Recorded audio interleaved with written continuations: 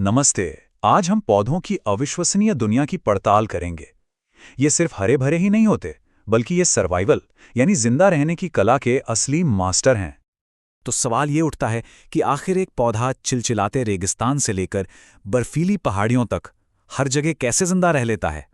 आज की हमारी ये पूरी पड़ताल इसी कमाल के रहस्य को समझने के बारे में है। ठीक है, तो चलो ये सफर शुरू करते हैं जमीन से। सबसे पहले हम जानेंगे स्थलीय पौधों यानी जमीन पर उगने वाले पौधों के सीक्रेट्स। अब सबसे पहले एक सीधी सी बात, स्थलीय पौधे वो होते हैं जो जमीन पर उगते हैं। सिंपल है ना? लेकिन इनकी दुनिया में जो होता है वो सिंपल बिल्कुल नहीं है। और हर पौधे का ना अपना एक घर होता है जिसे हम हैबिटेट कहते हैं। ये वो जगह है जहां वो सबसे आराम से रह सकता है, और हर हैबिटेट की अपनी अलग चुनौतियां होती हैं। तो चलिए, हमारा पहला स्टॉप है पहाड़ियाँ।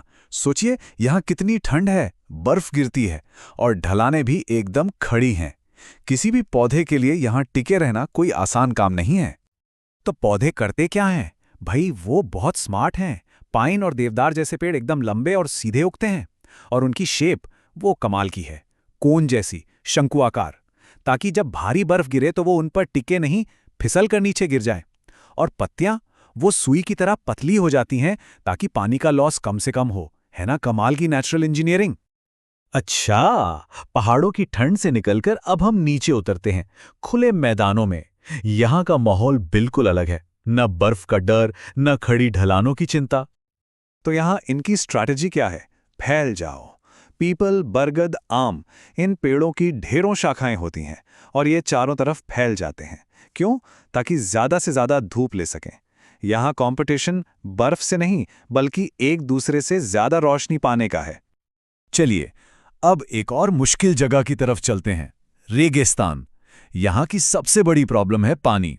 बूंद बूंद पानी कीमती है, तो यहाँ पौधे कैसे सर्वाइव करते होंगे? और यहाँ हमें मिलता है रेगिस्तान का असली चैंपियन, कैक्टस। इस पौधे ने तो जिंदा रहने के लिए मानो अपने पूरे शरीर को ही नए सिरे से डिजाइन कर लिया है। तो क्या है इसका सीक्रेट? पहली बात, इसका मोटा गूदेदार तना एक पानी की टंकी जैसा है।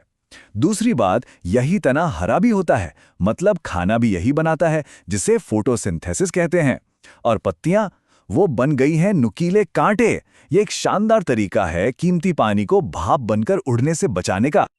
अब जमीन पर हमारा आखिरी स्टॉप है दलदली इलाका। यहाँ पानी की कोई कमी नहीं, पर प्रॉब्लम कुछ और ही है। यहाँ की मिट्टी में हवा यानी ऑक्सीजन बहुत कम होती है। तो मैंग्रोव जैसे पौधे एक गजब का आइडिया लगाते हैं। वो अपनी जड़ों को मिट्टी से बाहर हवा में निकाल लेते हैं। इन जड़ों को एरियल रूट्स कहते हैं। ये बिल्कुल एक स्नॉर्कल की तरह काम करती हैं, जो पौधे को सीधे हवा से सांस लेने में मदद करती हैं। प्रकृति का क्या कमाल का जुगाड़ है ना? अच्छा, तो जमीन की कहानी तो हो गई। अब चलो पानी की दुनिया में गोता लगाते हैं। पानी में रहने वाले पौधे भी कुछ कम हैरान करने वाले नहीं हैं। देखो, पानी में रहने के ना मोटे तौर पर दो तरीके हैं। कुछ पौधे होते हैं फ्री फ्लोटिंग, मतलब आज़ाद। वो किसी भी चीज़ से जुड़े नहीं होते, बस पानी की सतह पर तैरते रहते हैं। उनकी पत्तियों में हवा भरी होती है, जो उन्हें लाइफ जैकेट की तरह बचाती है। दूसरी तरफ होते हैं फिक्स्ड पौधे, जो तालाब के तल से जुड़े होते हैं, लेकिन उनके तने खोखले होते हैं और पत्तियां चौड़ी, जो उन्हें सतह पर तैरने में मदद करती हैं। यहां देखिए, बाईं तरफ है वाटर लेटिस, जो एक फ्री फ्लोटिंग प्लांट है, और दाईं तरफ है कमल, एक फिक्स्ड प्लांट जिसकी जड़ें तो नीचे मिट्टी में हैं, पर फूल और पत्तियां सतह पर शान से तैर रही हैं। और पता है, ये पौधे सिर्फ खुद ही नहीं जीते, बल्कि अपने आसपास के जीवन को भी सपोर्ट करते हैं। जैसे हाइड्रिला जैसे पौधे पानी के अंदर रहकर उसमें ऑक्सीजन घोलते हैं। इसी ऑक्सीजन से मछलियां सांस ले पाती हैं। मतलब एक पूरा इकोसिस्टम बनाते हैं ये। तो अभी तक हमने देखा कि पौधे खुद को माहौल के हिसाब से कैसे ढालते हैं। इंसानों ने पौधे की इसी जबरदस्त क्षमता को समझा और उसे अपने फायदे के लिए इस्तेमाल करना सीखा। और यहीं से कहानी शुरू होती है खेती की, यानी कल्टीवेशन की। कल्टीवेटेड प्लांट्स या कृषिगत पौधे सीधे शब्दों में वो पौधे हैं जिन्हें किसान अपने खाने पीने और दूसरी ज़रूरतों के लिए बड़े पैमाने पर उगाते हैं। गन्ना, मक्का, गेहूं, चावल, ये सब इसी में आते हैं। और ये जो पूरा प्रोसेस है ना, ये भी चुनौतियों को हल करने जैसा ही है। किसान सबसे पहले मिट्टी को नरम करने के लिए खेत जोतते हैं ताकि जड़ें आराम से फैल सकें। फिर वो बीज बोते हैं, उन्हें बढ़ने के लिए पानी देते हैं और फिर एक बहुत जरूरी काम करते हैं, निराई। निराई मतलब खरपतवार हटाना। ये खरपतवार क्या होते हैं?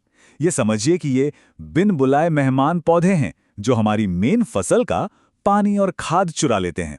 इसलिए अच्छी फसल के लिए इन्हें हटाना बहुत जरूरी हो जाता है। तो पहाड़ों से रेगिस्तान, पानी से लेकर हमारे अपने खेतों तक हमने एक कमाल का सफर तय किया है। और इससे एक बात तो साफ हो जाती है, पौधों की हर एक चीज, चाहे वो पेड़ का शेप हो, पत्तियों का डिजाइन हो या जड़ों की दिशा, वो सब सर्वाइवल की किसी प्रॉब्लम का सल्यूशन है। ये लाखों सालों के विकास का नतीजा है। और ये हमें एक बहुत गहरे सवाल पर लाकर छोड़ देता है। अगर एक पौधा, सिर्फ एक पौधा, लगभग किसी भी माहौल में जीने के लिए खुद को पूरी तरह से बदल सकता है, तो सोचिए उसकी इस जबरदस्त हिम्मत और लचीलेपन से हम अपनी जिंदगी के लिए क्या सीख सकते हैं।